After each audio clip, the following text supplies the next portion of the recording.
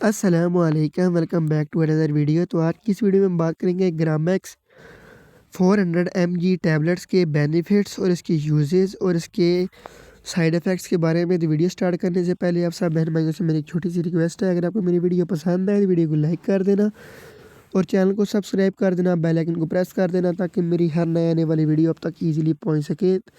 Video start करने से पहले आपको बताता चलूँ, जब भी आपने ये मेडिसिन लेनी है तो एक बार डॉक्टर से लाजमी रिव्यू करना है, क्योंकि हमारा वीडियो बनाने का मकसद सिर्फ आपको वीडियो के अंदर मेडिसिन की डिटेल प्रोवाइड करना होता है। वीडियो को मुकम्मल आप वॉच कर लें। वीडियो के एंड के अंदर इस मेडिसिन के आपको मैं साइड इफ़ेक्ट्स के बारे में ही बताऊँगा। चलिए इसके बेनिफिट्स की बात करते हैं। ये जो है इस्तेमाल करवाई जाती है मुख्तलिफ़ बीमारियों को ठीक करने के लिए, आप इसको इस्तेमाल करवा सकते हैं। सबसे पहले नंबर 1, पेट दर्द के लिए आप इसको इस्तेमाल करवा सकते हैं। अगर आपके पेट में दर्द है, आपकी आंतों में दर्द है, तो आप उस चीज़ के लिए इसको इस्तेमाल करवा सकते हैं। दूसरे नंबर पे आप इसको लूज़ मोशन के लिए इस्तेमाल करवा सकते हैं। अगर आपको पानी वाले पेचेस लगे हुए हैं, अगर आपको सिंपल जो है वो पेचेस लगे हुए हैं, मोशन लगे हुए हैं, छोटे बच्चों में लगे हुए हैं, तो आप इस चीज़ को इस्तेमाल करवा सकते हैं। फ़ौरी तौर पे आपको आराम मिल जाएगा।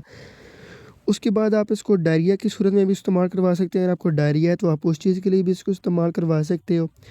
उसके बाद आप दाँत के दर्द के लिए आप इसको इस्तेमाल करवा सकते हैं। अगर आपके मसूड़ों में इन्फेक्शन हो गया तो आप उसके लिए भी इस्तेमाल करवा सकते हो।